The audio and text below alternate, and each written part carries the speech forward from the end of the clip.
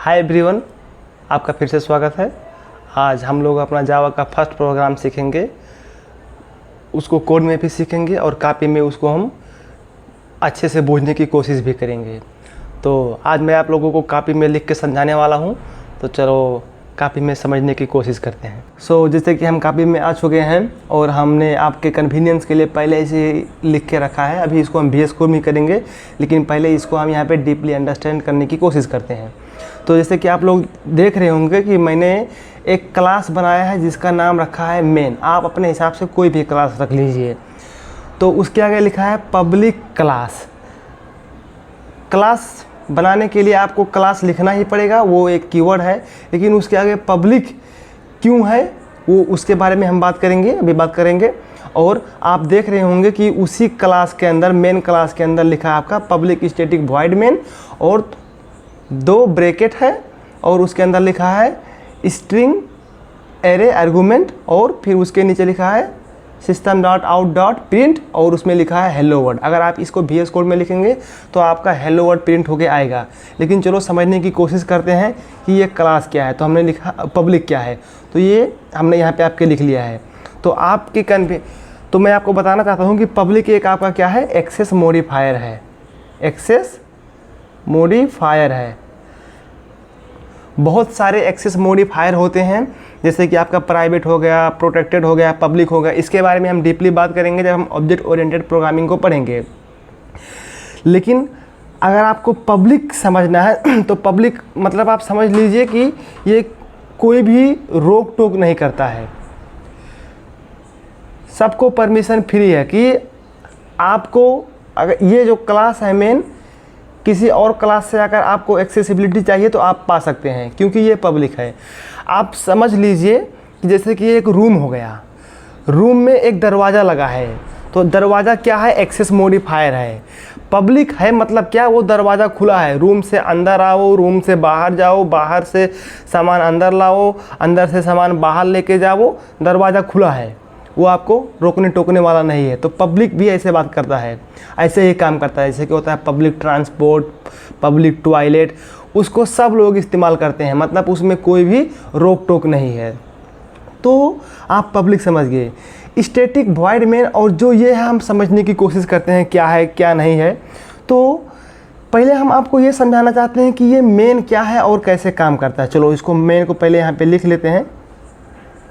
Main, उसके अंदर लिखा है स्ट्रिंग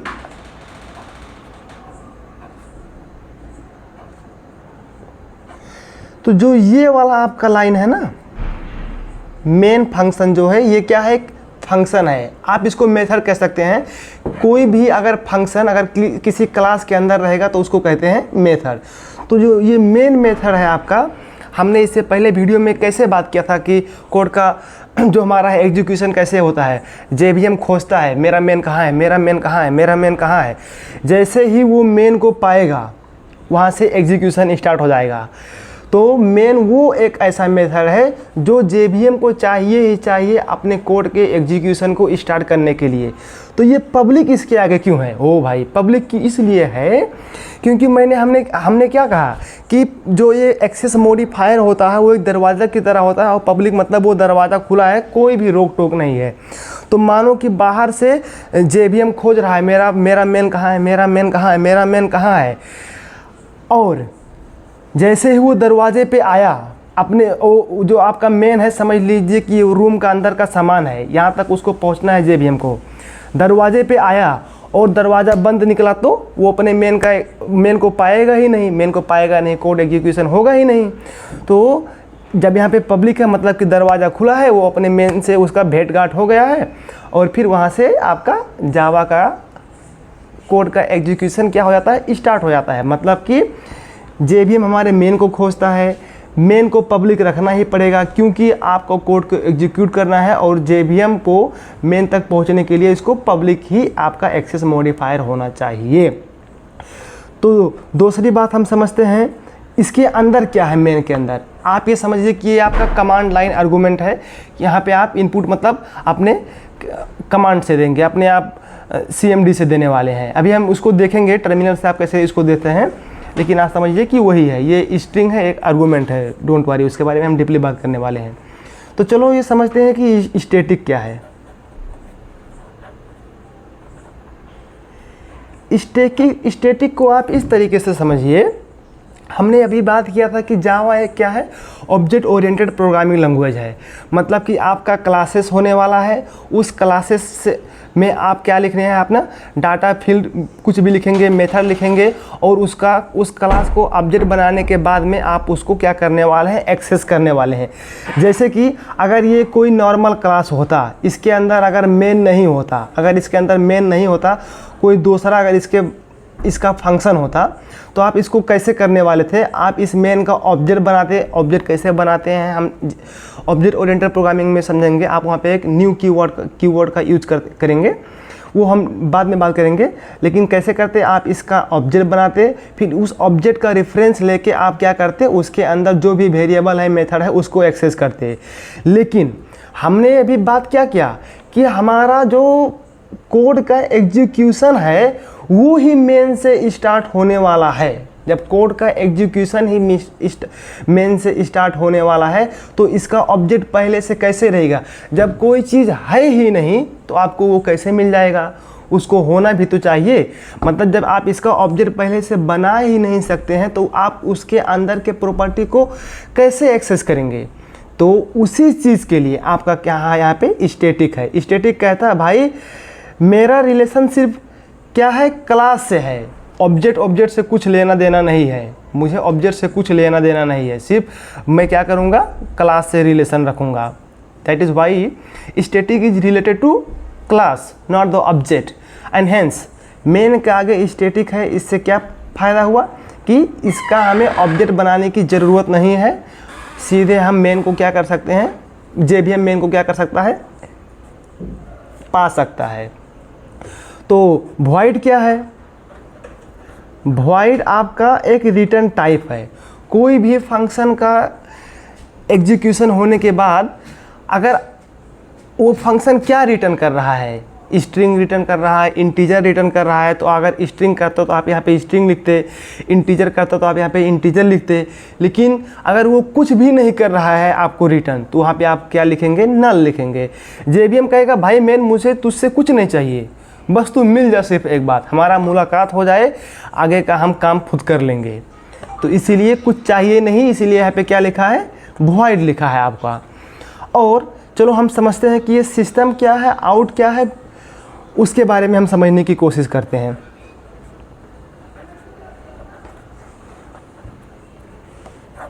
सिस्टम क्या है, आउट क्या है, उसके बारे में हम क्या करते हैं, समझने की कोशिश करते हैं। तो चलो इनके बारे में इसको भी हम डीपली समझते हैं।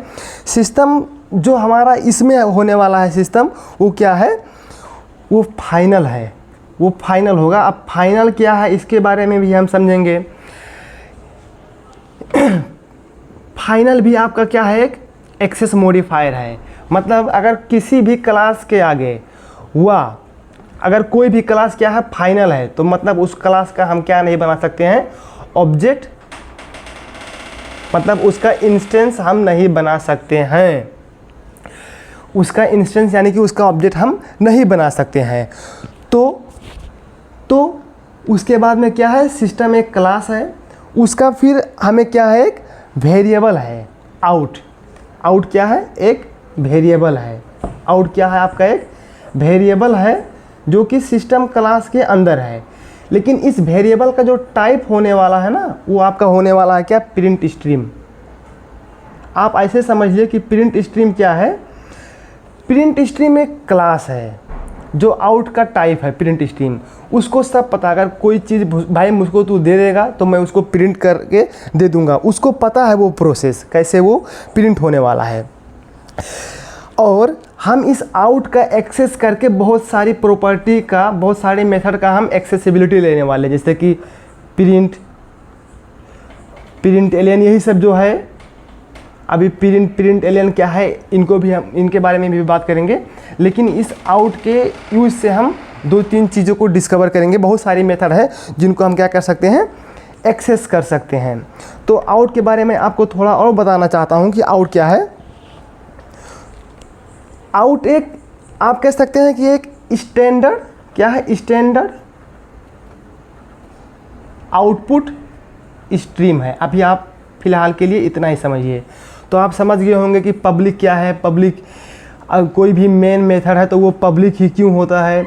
स्टैटिक, हमें मेन मेथड के आगे स्टैटिक क्यों लिखा है। वॉइड क्या है, सिस्टम क्या है, आउट क्या है, प्रिंट एलियन क्या है। और एक छोटा सा जावा का सबसे खतरनाक चीज़ आपका ये क्या होने वाला है, ये सेमीकोलन। हर जावा का कोड एग्जीक्यूशन होने के बाद में अगर कोई भी जावा का एक सपोज एक लाइन ऑफ कोड था वो ख़त्म हो गया तो वहाँ पे आपको कंपलसरी लास्ट में सेमीकोलन रखना ही पड़ेगा। वो जावा का उस सेंटेंस का टर्मिनेशन को दिखाता है। तो चलो गाइस, इन चीज़ों को हम डिटेल में अपने VS कोड में इम्प्लीमेंट करते हैं। तो हम VS कोड में आ चुके हैं और हम पहले जैसे कि हमने कॉपी में सीखा कि हेलो वर्ड कैसे प्रिंट कराते हैं, हम सेम हेलो वर्ड को यहाँ पे प्रिंट करा के देखेंगे। शुरुआत में आप भी यहाँ से अपना आईडी खोल लीजिए, जो भी हो, इंटेलिजे हुआ, VS कोड हो। और अगर आपका VS कोड है तो यहाँ पे आप जाके अपना फाइल बना लीजिए और उसका एक्सटेंशन .java दीजिए। तो आप ये समझिए कि .java अगर किसी भी फाइल के आगे पीछे लिखा है तो समझिए क्या हुआ है, एक क्लास है। तो हम यहाँ पे आ चुके हैं और हमने सेम लिख लिया है। चलो हम पहले हेलो वर्ड को प्रिंट कराते हैं। आप ऐसे लिखिए, एक काम कीजिए, अपने system dot out dot print alien. Print और प्रिंट एलियन में थोड़ा सा सिर्फ फ़र्क है। और अगर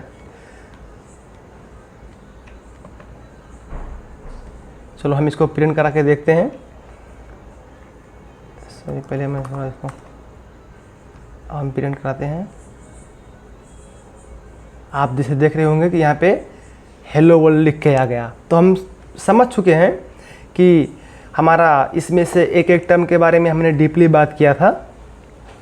तो एक ये हमारा हो गया। चलो हम थोड़ा और चीज़ों को समझने की कोशिश करते हैं, क्या है, कैसे काम कर रहा है। चलो अगर हम सिस्टम में जाते हैं इसके अंदर तो देखते हैं क्या है। तो आप जैसे कि यहाँ पे देख रहे होंगे कि सिस्टम क्या है, आपका एक फाइनल क्लास है। फाइनल क्या है, क्लास है। और जब आप इसके डॉक्यूमेंटेशन में पढ़ेंगे तो यहाँ पे क्या लिखा है, सिस्टम क्लास। जो ये क्लास है इसमें बहुत सारे फील्ड और मेथड हैं, वेरिएबल और मेथड हैं। और इस क्लास को हम इंस्टेंशिएट नहीं कर सकते हैं, यानी कि इसका ऑब्जेक्ट नहीं बना सकते हैं। इसका ऑब्जेक्ट क्यों नहीं बना सकते हैं, क्योंकि इसके आगे क्या है, फाइनल कीवर्ड है। और वैसे ही अगर आप आउट में जाएंगे तो आप आउट का देखेंगे क्या है, आउट भी एक कोई नॉर्मल वेरिएबल नहीं है। आउट भी आपका क्या है, एक स्टैटिक और फाइनल है। यानी कि इसके क्लास से कुछ लेना देने वाला है नहीं। और इसका टाइप क्या है, प्रिंट स्ट्रीम है। जैसे कि हमने पहले ही बात कर लिया था, प्रिंट स्ट्रीम क्या है, एक क्लास है। आप समझिए प्रिंट स्ट्रीम को पता है मैकेनिज्म, अगर कोई चीज़ भाई दोगे तो मुझे कैसे प्रिंट कराना है, बस उतना ही है। हाँ, मैं आपको एक चीज़ बताना भूल गया कि बाय कन्वेंशन जितने भी क्लास के नाम होते हैं उनको हम कैपिटल में लिखते हैं। जैसे कि सिस्टम जो यहाँ पे है एक कैपिटल में लिखा है तो ये एक क्या है, क्लास है। और जो आपका ये प्रिंट स्ट्रीम भी कैपिटल में लिखा है, कैपिटल P, तो वो भी क्या है, आपका एक क्लास है। All right, cool. चलो हमने हेलो वर्ड प्रिंट कराना सीख लिया। अब हम थोड़ा और आगे जाते हैं और समझने की कोशिश करते हैं। चलो हम लिखते हैं क्या, आप लिख लीजिए, एक इंटीजर ले लिए, ठीक है ना। इंटीजर num1 ले लीजिए और इसका वैल्यू अब सपोज आपने 10 रख दिया। और इंटीजर आपने क्या ले लिया, num2 ले लिया, आपने इसका वैल्यू 20 रख दिया। और आपको पता है या तो आप लिखिए system dot out dot print वाला, या तो आप सिंपली क्या लिखिए, साउट लिखेंगे तो आप वो खुद से प्रिंट होके आ जाएगा। चलो हम दोनों को प्रिंट कराने की कोशिश करते हैं और देखते हैं हमारा आउटपुट क्या आता है। तो गाइस जैसे कि आप देख सकते हैं कि यहाँ पे 30 आ गया। ये कैसे आया होगा हम समझेंगे। अभी आप ये समझिए कि नम कोई एक क्या है, कंटेनर है, कोई आपका एक डब्बा है, आपका एक बॉक्स है जिसके पास में आप कैपेसिटी है कुछ चीज़ें स्टोर करने की। अभी हमने उसमें कहा भाई तू 10 रख ले, नम टू को हमने कहा भाई तू 20 रख ले। दोनों को हमने नंबर असाइन कर दिया है, थोड़ा इंटीजर वैल्यू, और हमें पता है कि ये जो हमारा लाइन है इसको सब मैकेनिज्म पता है कि कैसे कोई चीज़ प्रिंट कराना है। जो आउट है आपका क्या है, स्टैंडर्ड आउटपुट स्ट्रीम है, मतलब ये समझिए कि आपका कंसोल हो गया, वो आपका मॉनिटर हो गया, उसमें कुछ चीज़ें प्रिंट करा के वो दे सकता है आपको। हमने कहा भाई ठीक है, जब तुमको इतने में सब पता है कैसे प्रिंट कराना है, तुम लोग आपस में इंटरलिंक हो, तुम सबको पता है, तो जो हमने num1 और num2 दिया भाई इनका तुम एडिशन करके मुझको दे दो, तो उसने हमें यहाँ पे क्या दे दिया, एडिशन करके दे दिया। आपको ये एक सिंपल पता हो गया कि कैसे काम करता है। तो गाइज़ हमें कोई चीज़ कैसे प्रिंट कराना है हमने वो सीख लिया, उसके लिए हमारे पास सिस्टम क्लास है। लेकिन प्रिंट कराने के लिए तो आपके पास में क्या है, सिस्टम क्लास है, लेकिन आपको अगर कीबोर्ड से इनपुट लेना तो फिर आप क्या करेंगे, उसके लिए भी कुछ क्लासेस हैं, जैसे कि एक होगा स्कैनर क्लास। तो इनपुट लेने के लिए आपके पास में क्या है, एक स्कैनर क्लास है। इसके बारे में हम क्या करेंगे, अगले वीडियो में डीपली बात करने वाले हैं। तब तक आप प्लीज़ हमारे साथ बने रहिए। Thank you.